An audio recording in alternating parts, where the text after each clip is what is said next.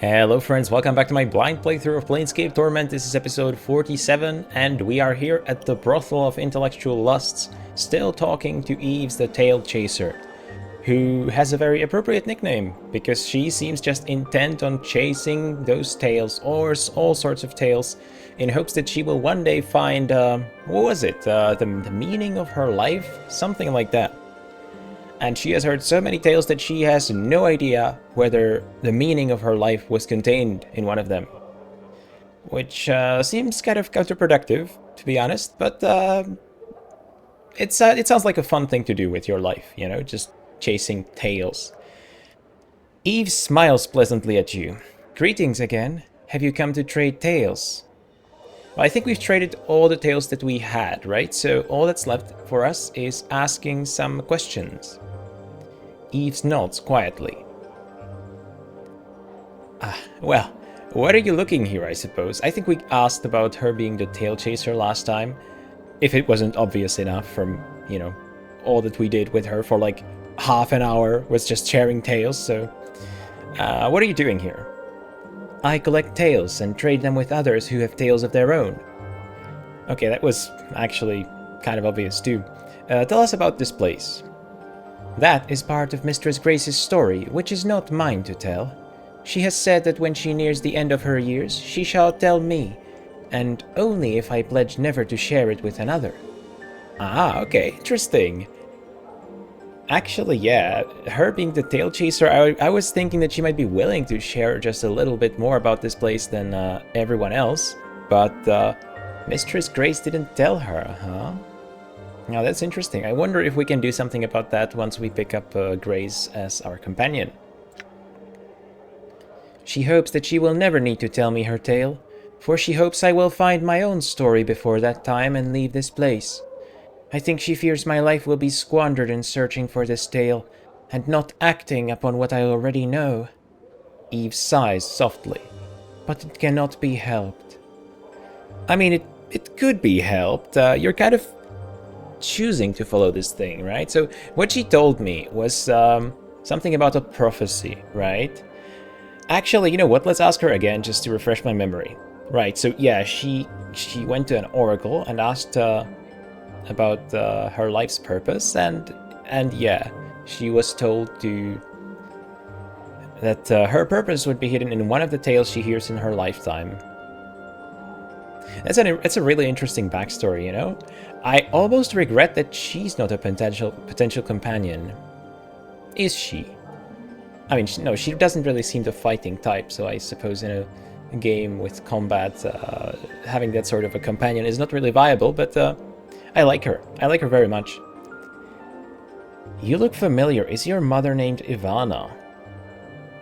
Why am I asking that? Hang on. Do I know an Yvana? I definitely do, but where did I see her? Yvana, the curator of an art galleria in the clerk's ward, told me that the dark birds of Acanthus she has on display are actually frozen shards of Styx ice.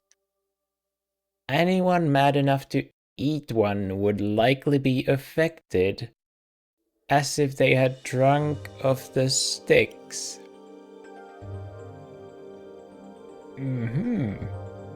The idea might be appealing to some. It might be appealing to some indeed. Honestly, this almost looks like I scripted this. This almost looks like I set this up, but no. I just happened to search for the journal entry that told me exactly what I need to do about this quest.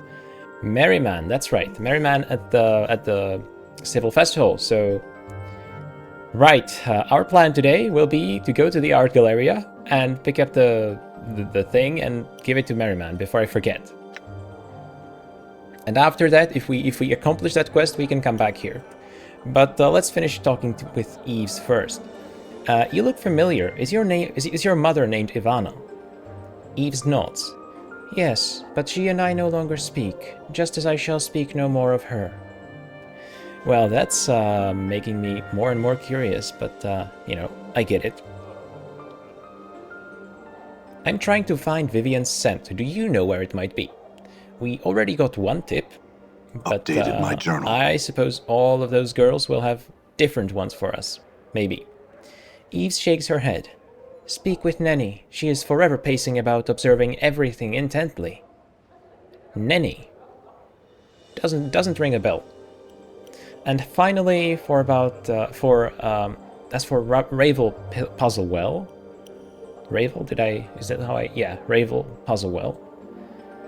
The tale of Ravel Puzzlewell, frightener of children, begins and ends with a question.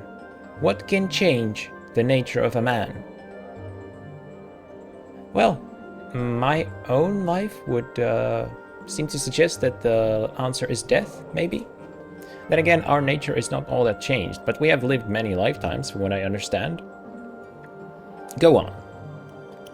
Many were the times she posed this riddle to those who approached her, those who sought to glean from her the strange magics that she alone seemed to possess. All attempted to answer her query, but to no avail, and they found the price of their wrong answer to be some horrible fate, always more terrible than the last victims. To recount their various torments would be to speak of things that nightmares are woven from. The tale strikes me in this way. Ravel herself knew not the answer to this question, but she lusted for such an answer. Only the why of the matter remained in question.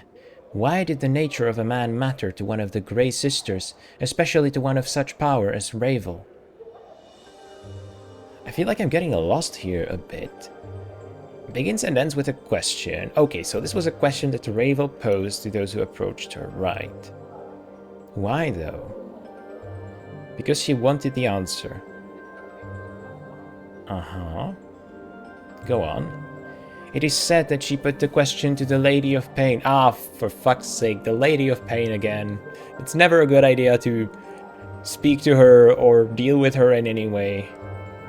Not directly, but shouted it to Sigil itself, daring for the lady to answer. When no reply was forthcoming, she wove terrible magics that threatened to open the cage and let the fury of the plains roll in like a wave. Now, that could have been a huge catastrophe.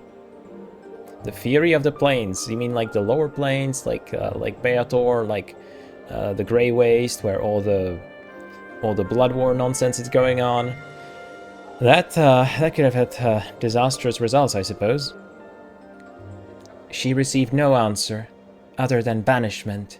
To this day, no one knows the answer to Ravel's question, and now there is no one to petition, for Ravel herself is gone, lost to the plains.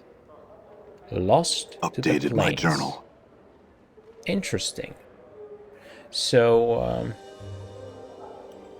I suppose we kind of knew that she's not hanging around somewhere in Sigil, right? I will have to search far and wide to find her. Lost to the plains. Interesting. I wasn't actually expecting to learn all that much from... Well, I was basically expecting to learn the same thing from everyone I talked to, but it seems that there is just a little more variety to their stories than I expected. Judging by the two people I asked so far, which were Grace and Yves, right? I don't think I asked anyone else. Oh no, I asked Lothar too. But these are like main character types, right? But Yves is not a main character. Nobody compelled me to even go and talk to her, as far as I know. Wait, there is more. Though my tale ends with Ravel's demise, there are some that claim the hag still lives. There is a silent prostitute here who once talked of such things, but she speaks no longer. If she would speak to you, she might tell you more of Ravel. A silent prostitute? Updated my journal. Do tell. Echo? Is that how you pronounce it? Echo? Echo? Yves frowns, thinking. I once heard a tale of a girl who knew the word that, if spoken, would undo the multiverse. Well, talk about the power of words, which is a theme that's been brought up again and again throughout this game, but it's been a while since I last brought it up, I think. Also, how do you just happen to know that word? Perhaps this is Echo. Ask Dolora, though. I understand that she sometimes meets with one who knew Echo before she stopped speaking. I don't think I had another question because there are none. I asked about the silent prostitute. Okay. All right. Well, this was actually quite enlightening. But I will not forget what I now consider to be my main quest, which is go to the art galleria and bring whatever it was that seems so much like the river Styx to Merryman. Now I'm still gonna have to... Oh, there it is, okay. Fortunately, the shops in this game seem open at night, which... you know, having a day-night cycle in a game is always immersive, but it can be just a little inconvenient. So I don't really mind not having it. I'm gone. Let's just drop a quick save. Yvana. Yvana smiles and motions you towards her.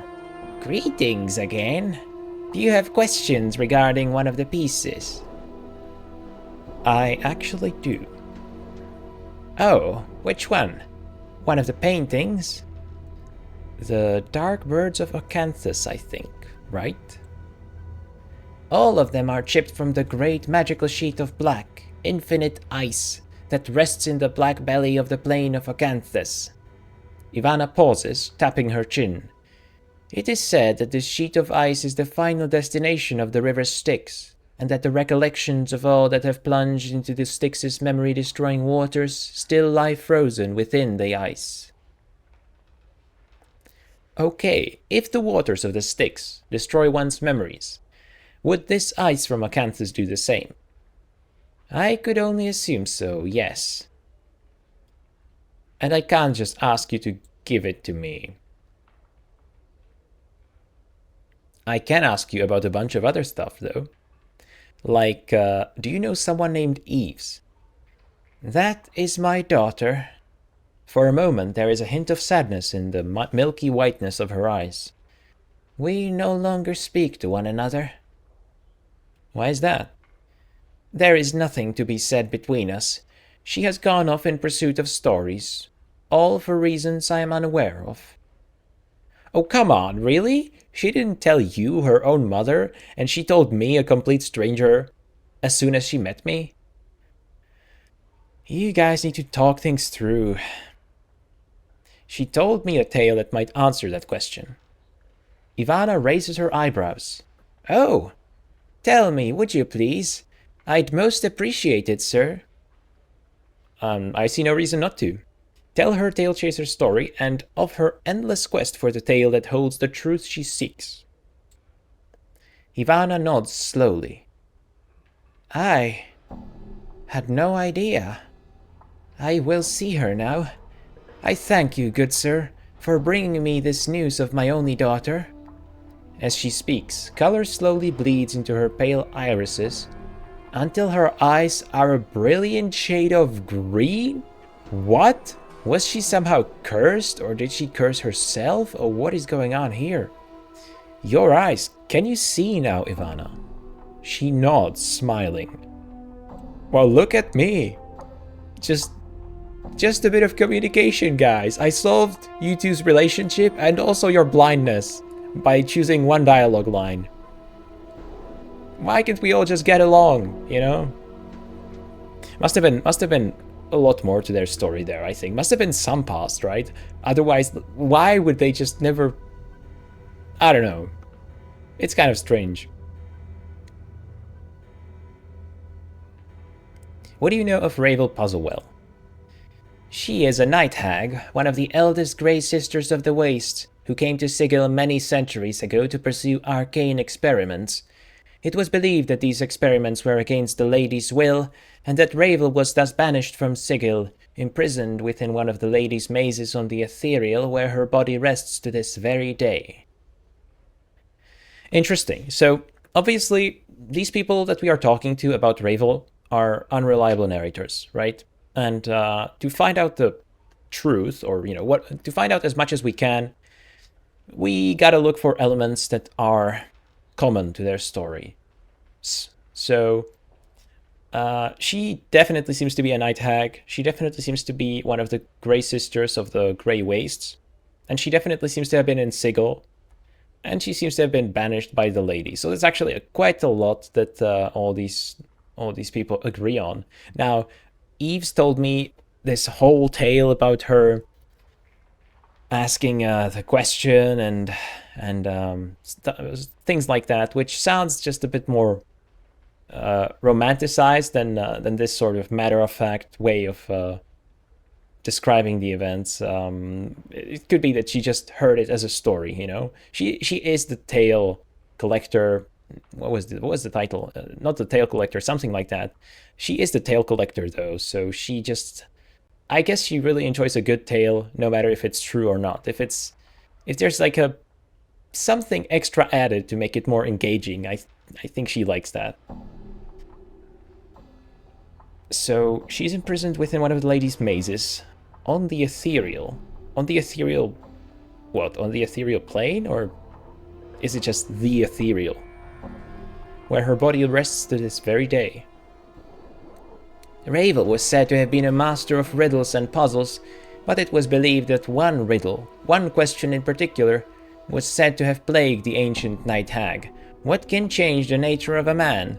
Well, never mind, there she goes. That is the same thing that Yves told me. Then again, she is her mother, so... But actually, even the name, Ravel Puzzlewell, right, has to do with puzzles, so this actually seems kind of... yeah, it's probably the truth, honestly. Forget all I said about unreliable narrators. Sorry, oh shit, I misclicked there. Okay, let's do this again. Go on, go on. She issued a challenge to any who were interested. She promised to instruct any who came to her in her craft, if they could only answer the question to her satisfaction. If they could not, they consented to be her next meal. Many died coveting Ravel's teachings, and it is believed that until her final hours in Sigil, Ravel never discovered the answer to her question. Well, let's come back to the question, because, so, what it seems like what's going to happen is that I will find this Ravel, and for some reason I will be able to answer this question in some way. And I'm trying to think, like, what is there anything unique about me that would make me the only person to answer that question?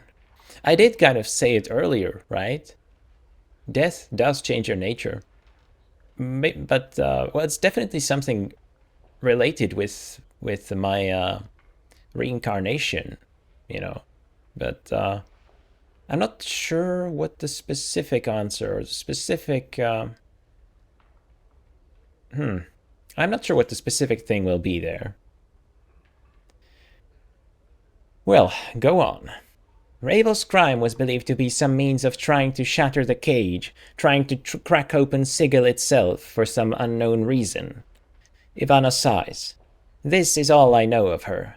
Yeah, let's talk about Sigil, actually. Why is it called the cage? I think... someone probably told me why it's called the cage when the term was introduced. But I can't remember. And I'm trying to think, like, why would it be called the cage? The cage is a very pejorative name for a place to live, isn't it? Like, you can't even blame Ravel for trying to shatter the cage.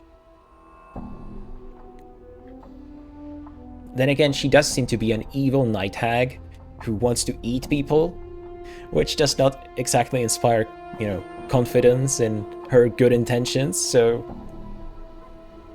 I'm not sure what's going on there. I look forward to finding out. The cage. The cage, huh? I'll try searching for it in my journal later.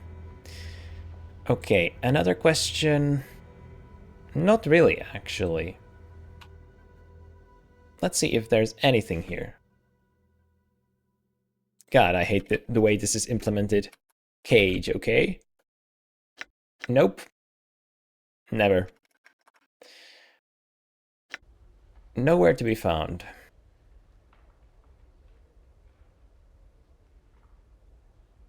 Are those the things I'm looking for? Several shards of black crystal or ice swirl within the freezing wind that this ornate pedestal gives forth. Each shard looks razor sharp. Touching or grabbing one could be perilous. A placard on the pedestal reads, "Dark Birds of Acanthus." Well, it could be perilous, but it could also be fun. So let's save and try that. Touch one. As you reach out to touch one of the whirling shards... Oh yes, we actually did this, didn't we? Your finger enters the icy wind that rises from the pedestal. Instantly, a coat of numbing frost forms around your finger, causing you to momentarily draw back. Grab one. As you reach out to grab one of the whirling shards, your fingers enter the icy wind that rises from the pedestal. Instantly, a coat of numbing frost forms around them, causing you to momentarily draw back. Just grab one. You thrust your hand into the frigid, numbing wind. Unbeknownst to you, your entire hand freezes solid as you wrap it around one of the dark birds. As another of the black shards spins into your fist, your hand breaks off at the wrist with a sharp crack and goes clattering across the Galleria floor. And I'm laughing because my only option is pick your hand up and stick it back on quick. Okay. You pick up the frost-covered fist and thrust it onto your bleeding stump, noticing that the dark bird you grabbed, a razor-sharp shard of black ice, has already melted away to nothing. It looks like you'll have to catch it in something that will keep it cold. Eventually, warmth and feeling returns to your hand as your tissues thaw and regenerate. Something that will keep it cold. Do we happen to have something like that on us? Fiend's Tongue. Not really. Endless Water. Oh, we have Ingress's Teeth still, so we should definitely give those to Mort, right? What else do we have? Suspicious Sealed Scroll. God damn it. See, I forgot about the scroll, but now that I see it here, I want to use it, but I also learned what happens when you open jars with monsters inside, you know? So I'm almost hesitant to do that.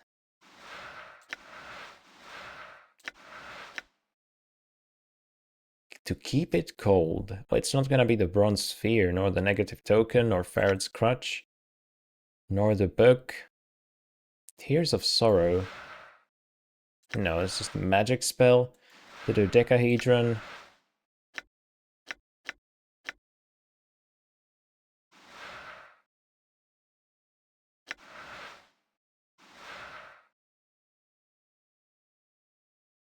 The ability of speech, even if there was none before.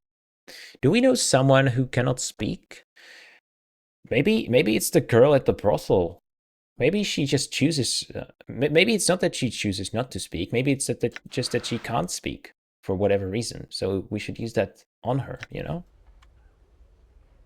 But as it stands, I don't know what to do about this. Something that will keep it cold. All right. I guess the reasonable thing to do in this moment is to just keep exploring and hope that we come across something.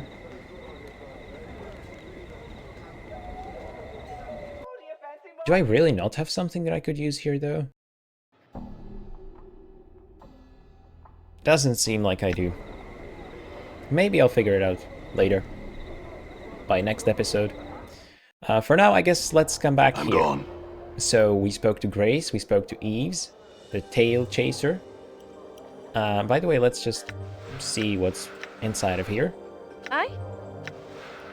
Use your thievery. A love letter. Well, let's read that. This is a passionate, steamy, and rather graphic love letter. Who it's to and whom it's from, however, are quite vague. I don't really need those sorts of details. I just want to read the thing, you know? I'm gone. But I guess that's not happening. I'm only getting the short dialogue item description. Let's continue with our thieving spree. Because it seems that we can do that in this place. A gold earring. Sure. Anything else? A handkerchief. Oh, it doesn't sound particularly useful. What about this, though? I almost missed this. Look at this. This is very well hidden. A silver ring. Yep. We got some new stuff to sell. Kesai-Serris. Did we speak to Kesai-Serris? Nope. This alarmingly voluptuous woman has a thick mane of wavy raven-colored hair, bluish skin, and shimmering crimson eyes, like rubies which have fires lit behind them. Ooh, exotic. Though she is not beautiful in the typical sense of the word, her features are exotic and not altogether unattractive. As soon as you said bluish skin, I thought of Mass Effect. So, yes, not altogether unattractive, for sure. Greetings. The woman's voice is deep and sensuous. And my greetings to you, sir. Her burning eyes roam over you. I'm Kesai-Serris. So tell me, what might I do for you, Anything, Mort cries. Do anything you want to me. Kesai laughs heartily, revealing canines long enough to be considered fangs. She shakes her head and smiles at Mort. Truly though, please, what can I do for you? Well, what do you usually do for patrons? Talk, of course. Usually about dreams, often those erotic in nature, but not always. Kesai winks at you, smiling. So, would you like to tell me yours? Don't be shy, I've heard everything, you know. Nothing will shock or surprise me, and I so love to hear people's dreams. We can trade if you like to, but you must go first. Well, what are our options here? I don't have dreams? That's actually kind of true. I don't really have dreams in real life. I'm one of those people who remember like 3 or 4 dreams per year. Like, I have very calm nights. I don't dream basically at all. I mean, you know, scientists say that everyone dreams hundreds of dreams every night and you only remember a few of them. So that's why I'm saying I only remember a few dreams a year. Well, my dreams were recently revised when I saw you, my lady. Were they now? Kesai smiles, her gleaming red eyes, looking you over once more. You look very savage, you know. Tell me, are you rough with your lovers? In the act, I mean. Very physical? Well, I must confess that my role-playing inclinations have not gone so far as to think of my nameless one's sexual proclivities, you know? So I gotta come up with something here on the spot. We did bite a nah, for what it's worth.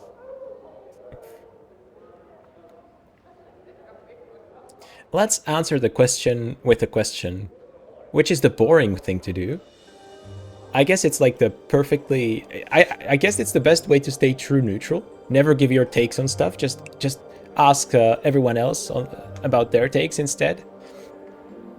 Why would you ask such a thing? Kesai shrugs. I was curious, and I enjoy talking about the act of love. Okay, sure, talking. Is that really all you guys do here at the brothel? Many people are uncomfortable speaking of it, but it's important to be able to, especially with one's partner. It's good for the both of them. Oh, partner, are we that far yet? It's my hope that my clients will find the voice to talk to their own lovers about such things, if they don't already. So, you never gave me an answer. I never did, no. That was fully my intention, by the way. I'm only rough if it pleases them. Yes, we did bite an ah, so there's that. I'm only rough if it pleases them. That's my final answer. Kesai nods, smiling. I thought you'd say as much. I wonder if that's what she says, no matter which option you pick. I'm quite rough myself. I like to be carried around, and I particularly enjoy biting.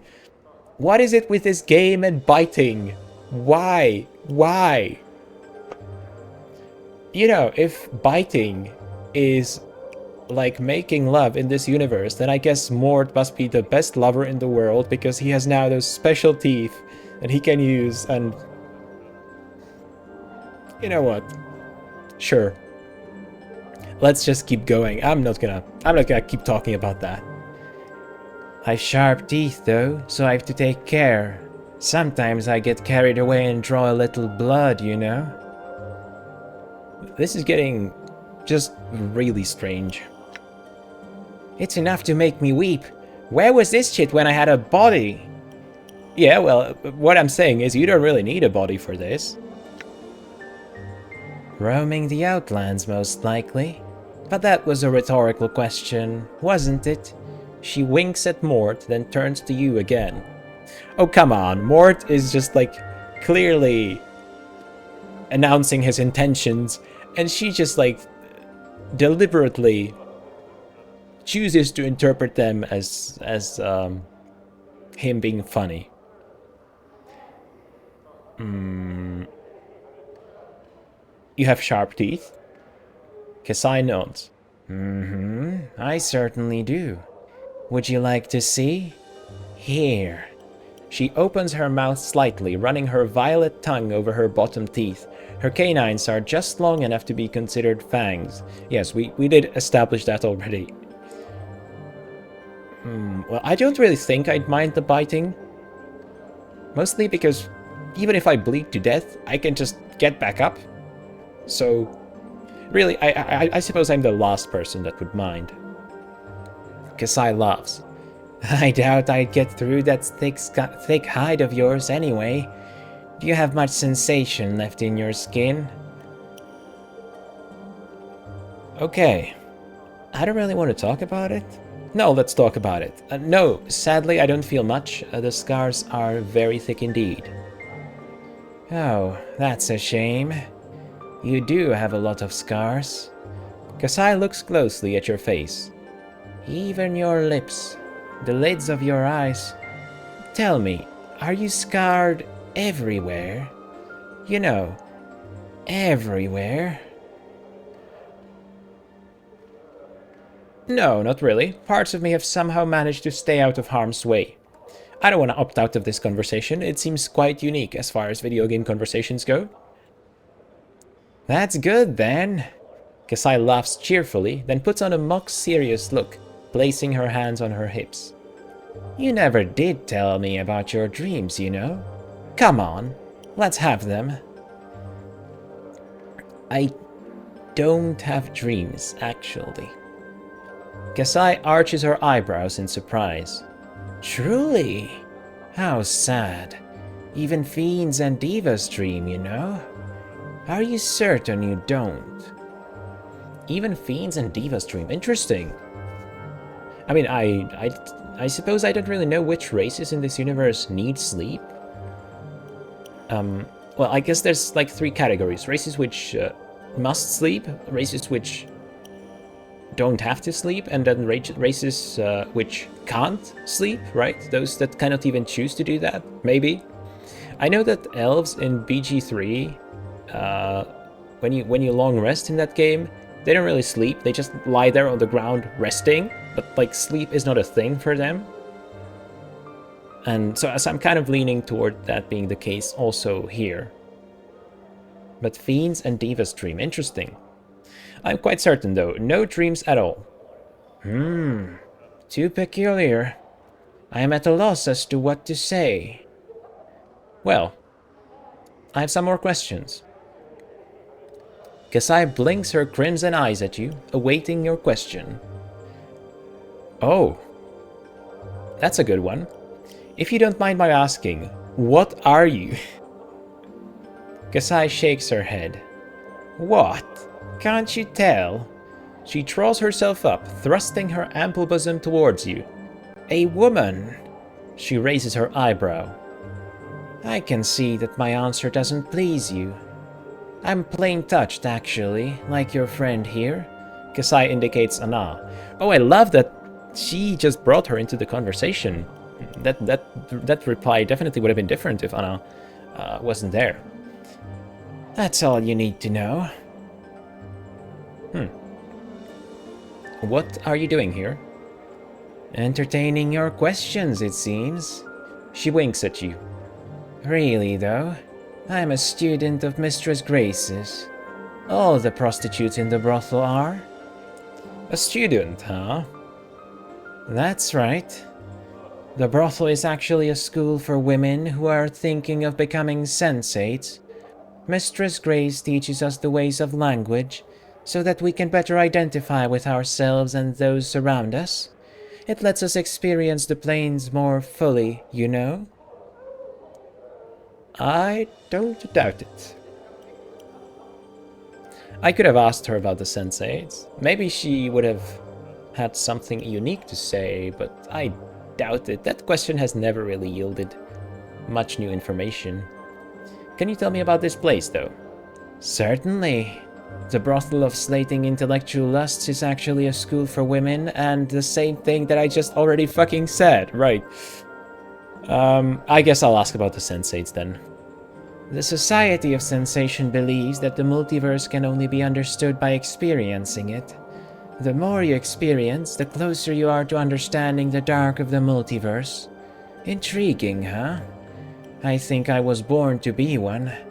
I just want to know things. What can you tell me about the silent prostitute? Yes, that's Eco.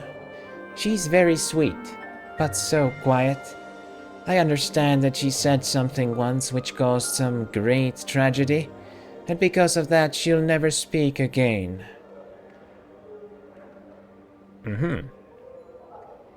Kesai shrugs, smiling.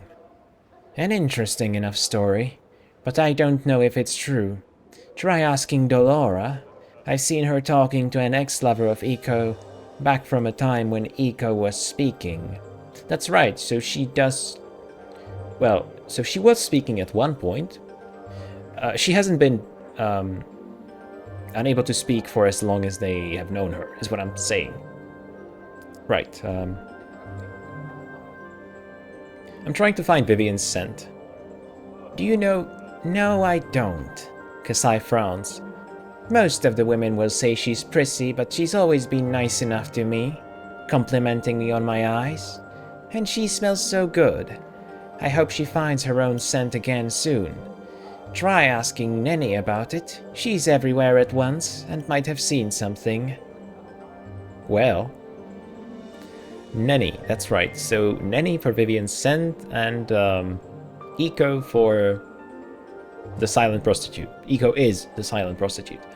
By the way, you do have very lovely eyes, you know? I did notice in the initial description it said, like, her eyes are red or something like that, right?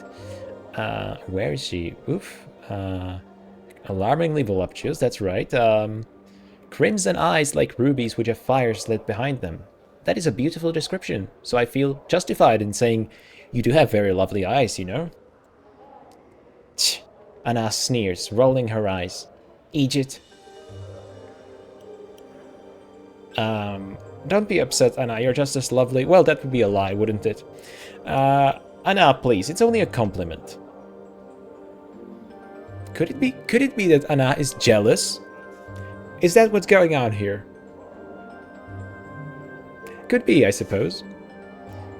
It's only a compliment. Anna stares at you coldly, but says nothing. I guess I should give Anna more compliments to, you know, at least one from time to time. Kesai-Serris shrugs and looks back to you. Oh, this is awkward. Why, thank you. You can see them glowing in the dark, you know. Bizarre, no? She pauses to look at you.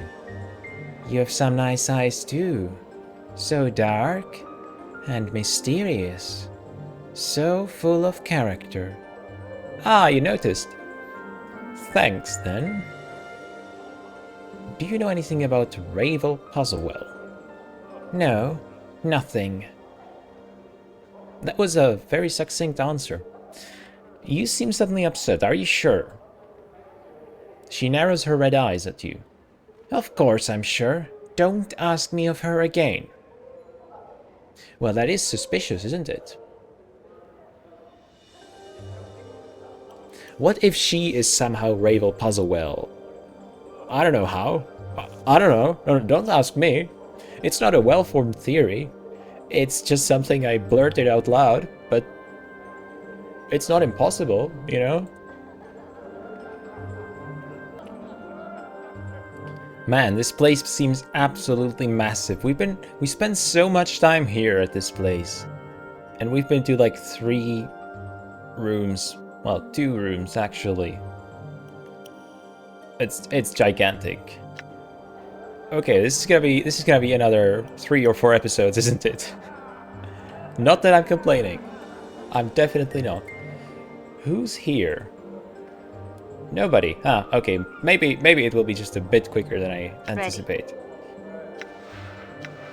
Right. Let's see what's in there then. Some gold, always useful.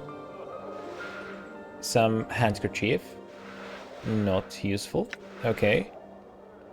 I'm gone. Next door. Okay, there are not even any... Oh, there is one container with some copper commons. Nice. Something to use to buy all those curiosities at the curiosity shop. Although they seem very expensive. Like altogether, I'm not sure if I will be able to afford them. I might have to pick and choose. I might have to prioritize, at least to begin with. I haven't really been doing that so far.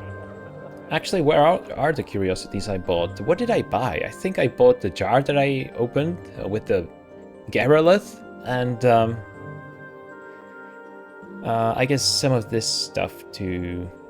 Not sure anymore. Marissa. I think I might have heard of Marissa already, so tell me what I know. Nothing, apparently. Okay. I've definitely heard the name. Squinting at the figure behind the partition, you can barely make out a shapely female form in the darkness. She turns to you, but you can see nothing of her face. Greetings, then. The figure answers in a voice that is slow and deadly, like a steel dagger drawn across stone. Yes, come to speak with Marissa, have you? Quite rude of you to enter a darkened room, storming behind my partition like so rude and foolhardy. You can hear a faint whispering sound like a slight breeze, or the hissing of serpents. Maybe I should leave. Mort whispers quietly. Whoa, creepy chit. My apologies, my lady, I wasn't sure if someone was here. The woman gives a slight humph. But it would seem there is someone in this room, wouldn't it? Shall you be on your way, then? Well, not just yet. I have some questions. Ask.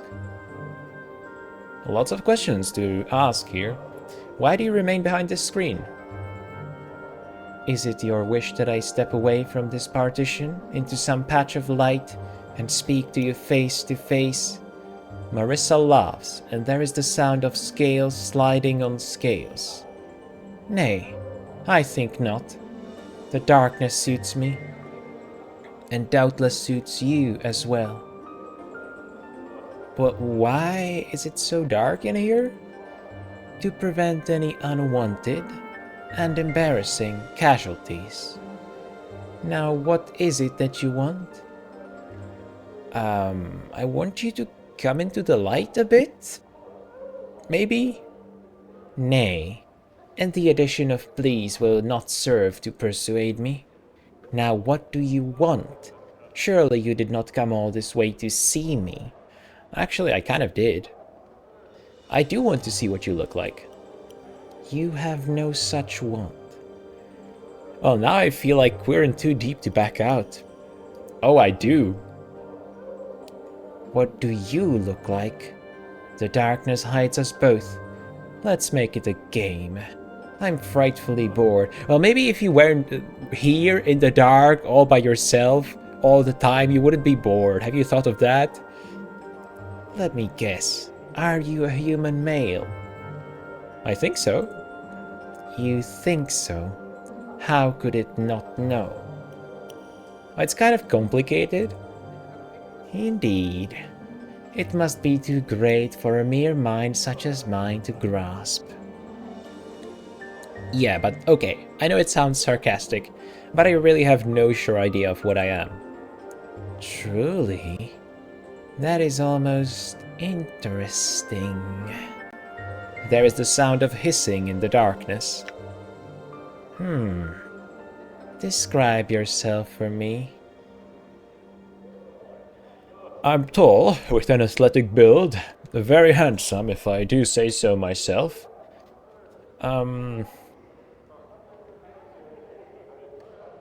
Let's not do that. That is stupid.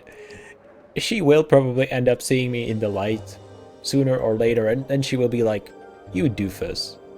I'll say the truth. I'm tall, muscular, okay, so far so good, and horribly scarred.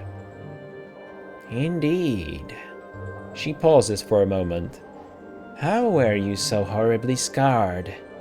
Wait, never mind. I do not wish to know. Now describe yourself for me. Marissa describes herself as a shapely, pale-skinned, beautiful woman with a forked tongue, hair made of writhing asps, and glowing eyes, which you assume she must be keeping shut. She's Medusa, isn't she? She is Medusa, and the reason why she doesn't want me to see her is because I would turn to stone. And that's why she's here all by herself. Right? The forked tongue is suggestive, as if all those hissing noises and the scales and all that weren't enough to tip me off. Hair made up of writhing asps. Okay, straight up Medusa, and glowing eyes, right? Hang on, how was it that Medusa worked again? I might be getting my mythological creatures confused. Is it that she looks at you and then you turn to stone, or is it that you look at her and then you turn to stone? I thought it was the second, but there is something with her eyes too, right? It's been a while since I read the Greek tales. Are you a fiend? No, it's a stupid question. You sound very exotic looking, Marissa. Updated my journal. Marissa laughs lightly, the sound accompanied by a slight hissing. Oh, I am. And my merest glance turns living things to stone, from beings of flesh to statuary, with only the bat of an eyelash. Living things to stone. Hang on. Didn't we have something? We have something that can reverse that, don't we? Living things to stone. Could you turn, say, a limb into a statue? Why would we do that to our poor limb?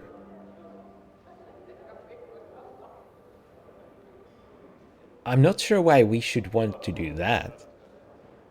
I'm tempted to choose it because it's an option and it sounds interesting, but like, I really see no benefit. That must be inconvenient at times. You think so? That must be why I sit here alone, in the dark, hiding behind a partition. Though you can't see Marissa, you're certain she's sneering. She suddenly sighs. If only I knew where my crimson veil had gone. Have you seen it, perchance? No, is it just a normal veil? Marissa sighs slightly. No, not quite. It aids me in communication. Face-to-face communication, that is. Right. So why do you need to hide your face? Enough with these asinine questions. How tiresomely annoying you are. Now what do you want? I mean, you said you were bored, so at least you're not bored anymore. Now you're angry. Is that better? I want to ask you more asinine questions. Can you tell me about this place? No, I'm not in the mood. I'm sure one of the girls here would be happy to tell you all about Mistress Grace's little school for aspiring sensates. Go find one of them. What can you tell me about the silent prostitute? Yes, Eco. I knew another Eco once, though her name was written differently.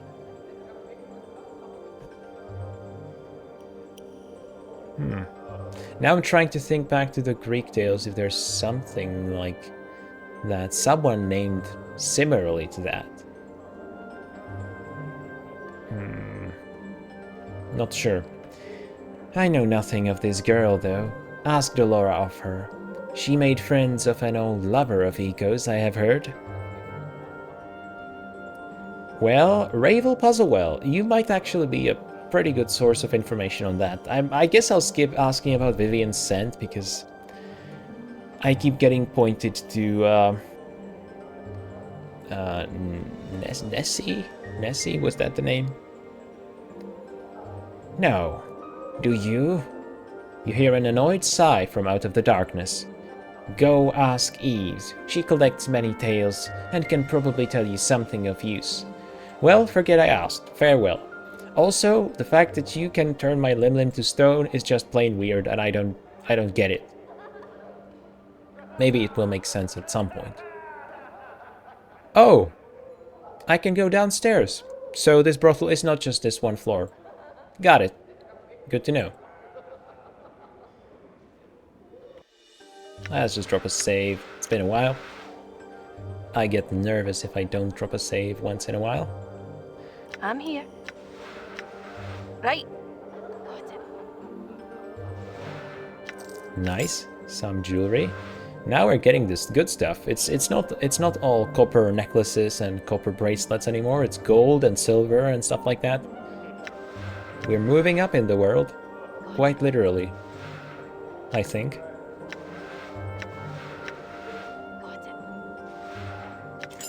Gold earrings. Perfect.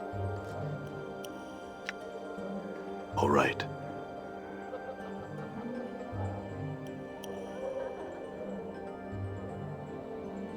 Another empty room, it seems. Which suits me just fine. Endure. Aye, what? In enduring, grow Might as strong. All right. Now we're breezing through this place. Subject now playing a game with human male. Oh, these are Modrons. We heard about them in the last episode, right? They're these, like, absolutely lawful sort of mechanical beings, right? Absolute law. Yeah, that was it. And we heard about it from Yves's tale. One of Yves's tales was about the Modron, right? So, oh, Nenny Nine-Eyes. Well, we've been looking for you, actually. Don't go away. Don't go anywhere. This petite, attractive young woman is smiling blissfully and humming to herself. Her wide, pale blue eyes seem to constantly drink in her surroundings as she looks about. The smiling young woman curtsies gracefully and looks up to you, smiling. Well met, good sir. I'm Nenny. And how are you this fine... She suddenly notices your scars and places a gloved hand over her mouth. Oh my, you're hurt. She blinks. All over. Mort spins around you, mocking the girl's obviousness. Powers above, Chief. She's right. I never noticed before. You're covered in scars. Well, they're all old scars. I'm fine. She nods quietly, lowering her hand. Huh? She can't seem to tear her eyes from your scars. Oh, how shameful of me. Don't mind my rude staring. I am named Nenny. She so far seems like the most proper out of these prostitutes here at the brothel.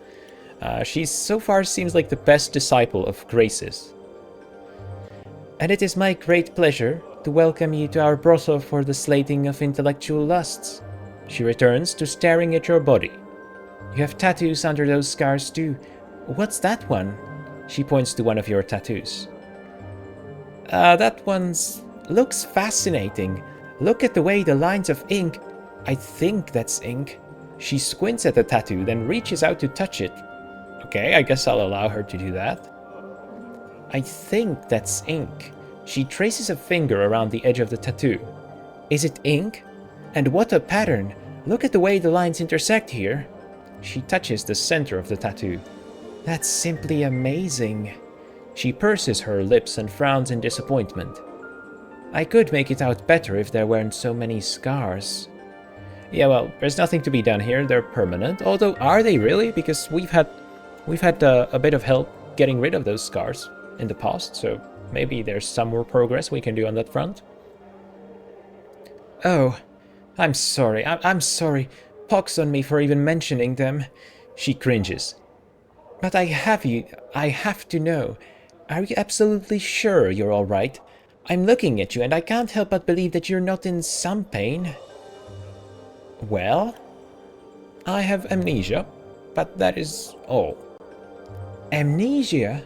Nenny blinks, then brightens. Loss of memory. You are so lucky, she chimes perkily. Everything must be so new to you. That's an angle I hadn't considered. I mean, I have considered it as the player, but the Nameless One is not really a fan, is he? There is truth in that, but that newness is unwelcome. She blinks. That sounds so sad. Yes, it is, but I had some questions. Please, ask. She smiles giddily. What are you doing here? I'm talking to you, silly. She giggles and pokes you in the belly. Just like I talk to all the patrons here. All the prostitutes do. That's what the brothel's about. Learning new ways to talk and share experiences and understand other people. Can you tell me about the place? Sure I can. The brothel of slating intellectual lusts is a school that was started by Mistress Fall from Grace. The prostitutes here, like me, are taught the ins and outs of talking to people, all to help us learn more about ourselves and others. I love it here. It's a non-stop wave of experiences crashing into me, filling my head with fresh new ideas. Mort mutters to himself. I guess it's good that there's something in there. Oh, come on. She's fun. Why do you have to be such a curmudgeon, Mort? What can you tell me about Eco, the silent prostitute? Oh, Eco. Yes, she's a mysterious one, isn't she? Do you know that she never speaks? Truly. Nenny leans in and lowers her voice. I think she was emotionally wounded so badly that she may never speak again. I bet Dolora knows because she sometimes talked to the last lover Eco had when she still spoke. Do you know anything about Ravel Puzzlewell? No, sorry. That's a great name though, huh? It is, isn't it? I'll bet she's a really interesting person. Hey, you should ask Yves about her. Yves collects all kinds of stories. Right. Nenny is fun. I like her. I'm trying to find Marissa's Crimson Veil. Do you know where it might be? Nenny frowns deeply. What? Oh, I just can't. I can't say anything bad about anyone. I'm just no good at it. Well, it's not bad to point out a thief. Oh, but I don't know if she's a thief. Nenny bites her lip and looks at you with bleeding eyes as if she just wishes you'd leave the topic alone. Okay, look, why don't you try and say something not nice about her? Oh, alright. Nenny puts her hands on her hips and frowns deeply, almost exaggeratedly. You resist the temptation to laugh. I do, actually. I do have to resist a bit. Oh, I dislike her very, very much. She pauses for a moment, then looks at you out of the corner of her eye, as if gauging your reaction. Was that convincing? No. Nenny frowns. I knew I wouldn't be any good at this. She looks up at you, depressed. Do you know how hard it is to say bad things about someone? It feels so wrong. Well, I guess you could practice on me. I must have heard it all over my many lifetimes, so it's not like I'm gonna be... It's not like I'm gonna get mad. I suppose I could try. She looks dubious. You big, mean, nasty brute. She puts her hands on her hips. Meanie. She looks at you. How was that? You should maybe put more accent on brute. You big, mean, nasty brute. Better. Now hit me. What? What are we doing here? Nenny clamps her hands over her mouth, looking shocked. Oh, I couldn't. I mustn't. She blinks. How does one hit somebody anyway? Well, go ahead. Do it lightly if you have to. And remember, I'm a mean, nasty brute. I deserve it. Nenny slaps you. You barely feel it. She still looks shocked and frightened she hurt you. Oh, I'm sorry. Did that hurt? Tell me you're okay. Don't break character, Nenny. Come on. Show me what you've got. You can say something bad. Just let it all out. Oh. Nenny draws her tiny frame to its full height, balls her hands into fists, puts them on her hips, and scrunches up her face in a cute scowl. Oh, damned be you. You deserve that for all the indignities you put me through. Going out late at night. Her eyes roam up and down your body.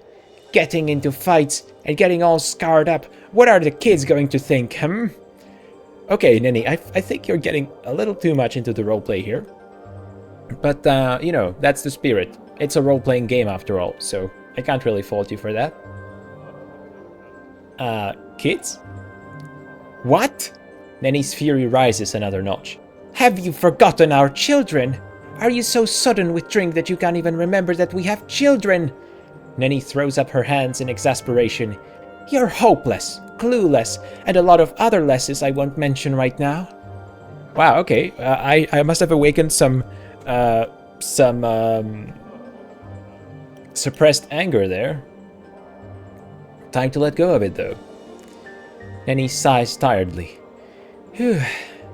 That was easier than I thought. No kidding, it was. And I'm sure I'll do better next time. I'm so excited to have learned something new. Thank you. Okay, but actually, the point of this was something completely different. I have a question. Yes, I'm trying to find Marissa's Crimson Veil. Do you have an idea where it might be? Now. Updated my journal. I'll bet I do. I saw that nasty Kimaxi Addertongue sneaking out of Marissa's room one night. They're both meanies, you know. But Kimaxi's really awful. Anyway, I talked to her first. Yo, that's right. Marissa's Crimson Veil. That's where I heard about Marissa. Took me a while to connect the dots there. Okay, let's talk to Kimaxi. That's all I wish to know. In knowing Farewell, the Nenny. teachings of Zerthamon, I have become stronger. I love hear that- your words. I love that Dakon just leveled up from listening to Nenny yell at me. Sorry, where's the statistics screen? There it is. Let's just take a brief look at Dakon's spells while we're at it. Not too many of them here, huh? He's a bit behind. Then again, he isn't a pure mage, he's a fighter mage. All right. Okay, I think I'll finish the circle here, and then we can go back to Kimaxi. Actually, no, let's do it right away. I know myself. I would probably forget about it, so let's just talk to her right now.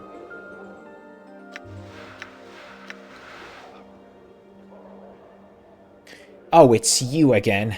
Just can't get enough of me, huh? That's right. She looks annoyed. Fine, whatever, ask. I'm trying to find Marissa's Crimson Veil. Do you know where it might be? Let's give her another opportunity to confess, even though she's not gonna do it. She smirks. Tch, up your arse, perhaps? Hells, I don't know. Kimaxi smooths back her hair, which instantly springs back up into a spiky mess. Well then, I was told you were seen sneaking away from Marissa's chambers recently. Is that the best thing to do here? Shouldn't I maybe try to look for it first? I think I did look through this room. I did. It wasn't even that long ago, so I think that ship has sailed. Okay, I gotta confront her. I was told that you were seen sneaking away from Marissa's chambers recently. Is that connected with her missing veil, perchance? Gemaxi flies into a rage. Who told you that? She suddenly falls silent, glaring at you through narrowed eyes. If I was there, Burke, I didn't take her filthy veil. Search my room if you'd like. I catch you sniffing at my breeches, though. I'd see to it you're never allowed in here again. Okay, but why would anyone ever sniff at your breeches? Like, seriously? Updated my journal. Beats me. Someone's nicked more than a few pair of them, though. My favorite leather brassiere, though. Too, with the iron studs. She hums angrily. Okay, and that's why you stole Marissa's Crimson Veil? That's why you did it? I don't know, that doesn't really make a lot of sense to me. But let's see if Marissa knows anything about that. Oh, Marissa. Marissa's cold, cruel voice hisses from out of the darkness. It returns. You have a reason for coming this time, I trust. Or just more of your pointless questions? Yeah, pointless questions, please. Okay. None. None to speak of, actually. How about you, Nenny? Do you have an idea? Well met, good sir. I'm Nenny, and how are you this fine... Oh, we've met before. Nenny giggles and smiles gleefully at you. I'm sorry. I knew you looked familiar, though. Wow. Your memory is even worse than mine, and that's something. Kimaxi said someone's been taking things from her room, too. Have you seen anything odd? Updated my journal. Nenny's eyes suddenly go wide. Oh, that's right. You know, once I saw a man sneaking out of Kimaxi's room while she was out talking to a patron. I watched the front doors all that day, but he never ever left. Isn't that odd? I don't think he could have made it out the window, and so I never figured out where he went. And then I totally forgot about it. Weird, huh? Yeah, weird. Sounds like there's some sort of magic shenanigans at play there. A man sneaking out of Kimaxi's room. Never ever left. So he must be somewhere inside then. Interesting. Very interesting. I'll keep a lookout for him. I don't think it's going to be any of those random brothel patrons. But, let's see if there's anything I can ask. Oh, interesting. I actually can. I'm trying to find Marissa's Crimson Veil. He shakes his head. I know the veil of which you speak. Once or twice have I seen Marissa outside the brothel wearing her veil, but I do not know where it is now. Actually, hang on, I'm not supposed to be asking about the veil anymore. I'm supposed to be asking about the leather thing. Yeah, I guess they won't help me with that then. Now, thank you for opening the door for me, Nenny. And here's Juliette. Okay. Random thought, but we've met a Montague. What if he's supposed to end up with Juliette, you know, like Romeo and Juliet? I don't know. This dark hair... Her hair is not dark, what the hell? This is straight up lying, come on. That's a blonde hair if I ever saw blonde hair in this game. This dark-haired young woman is staring listlessly off into space, sighing miserably and occasionally picking at the seams of her green velvet gown. It's difficult to discern whether she's depressed or simply bored. She gives you only the briefest of glances before staring off into the distance once more. Greetings, yes, I am named Juliette. How may I... Oh, never thou mind. Leave me be, please. Never thou mind. Yeah, she also talks the older variant of English.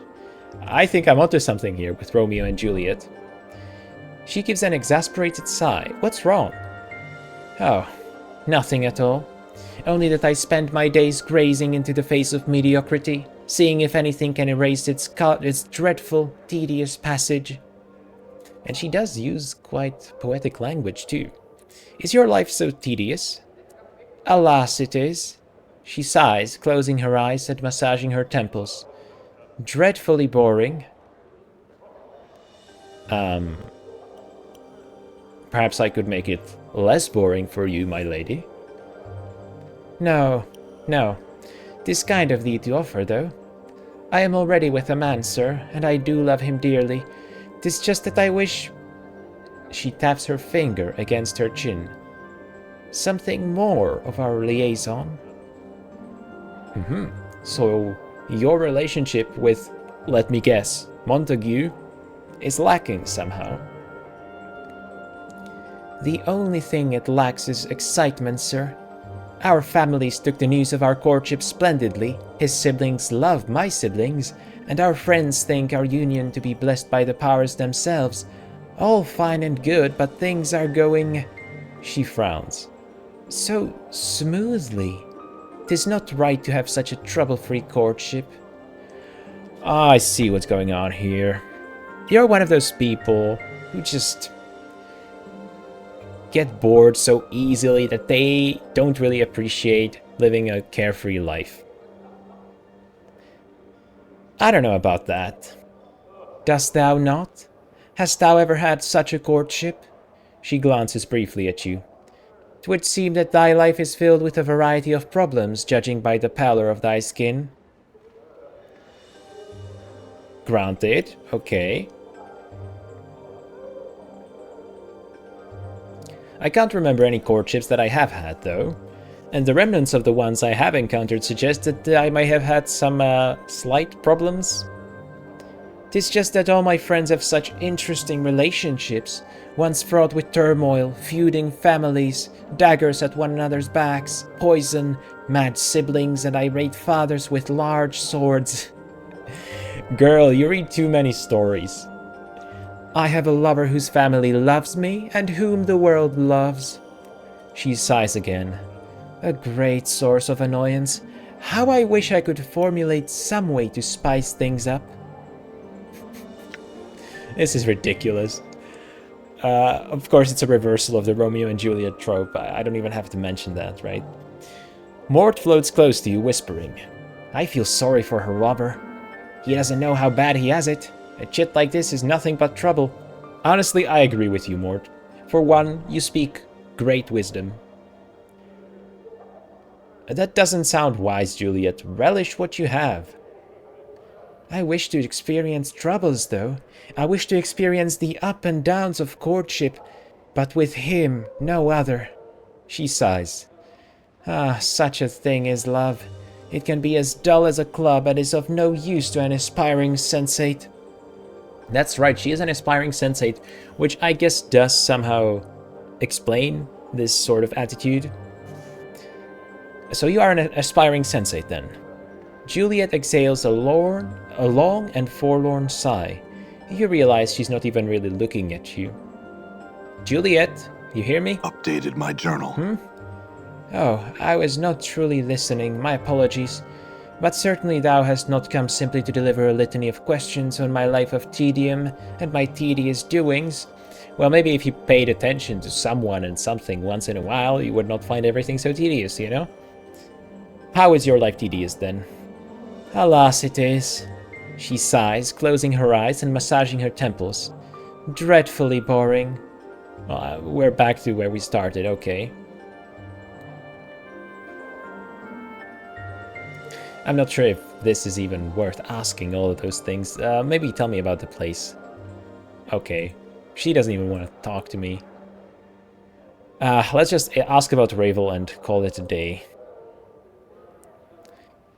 Nope. Okay, maybe I will try to add some excitement into her life in the next episode. Maybe we'll talk to her again. I'm not sure yet. But yeah, I think that's where I'm ending the episode for today. So I hope you enjoyed it. Thank you for joining me, and I'll catch you in the next one. Bye.